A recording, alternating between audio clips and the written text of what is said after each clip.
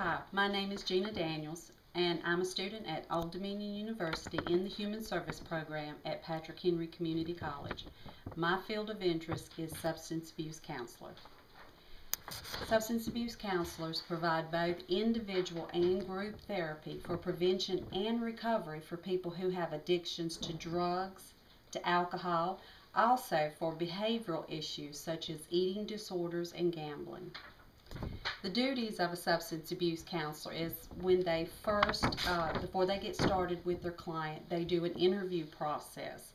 They do an evaluation for each client so that they can work up a treatment plan. In between times with their client, they do drug testing periodically, and they also do an aftercare program for each client. The work environment for substance abuse counseling can vary.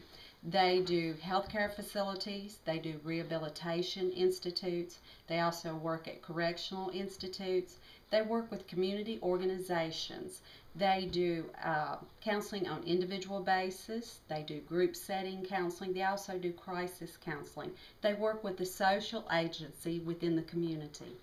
The education and training that's required for substance abuse counselor, the entry-level positions require a bachelor's degree. But if you want to further your education and go on to an LPC, you have to have a master's degree.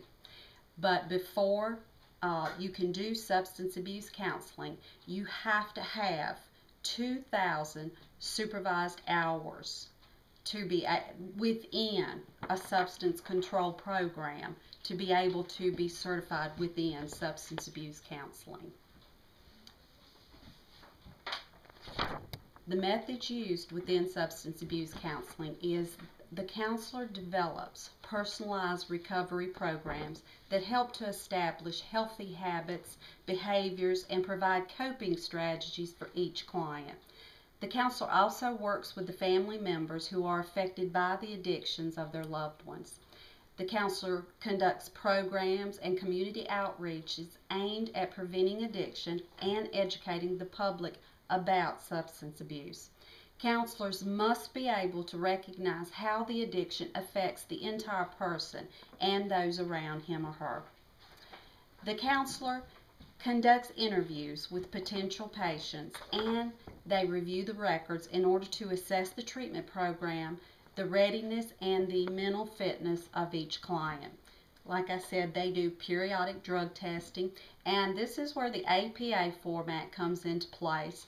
They have to keep regular and accurate records that detail the treatment and the progress of each client.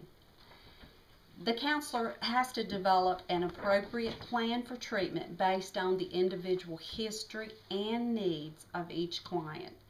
There are reviews and analysis of patient treatment plans.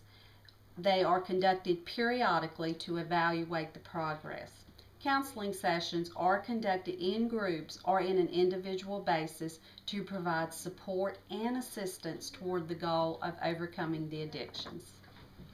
The counselor also meets with other team staff members and health professionals such as social workers and doctors to discuss the patient progress.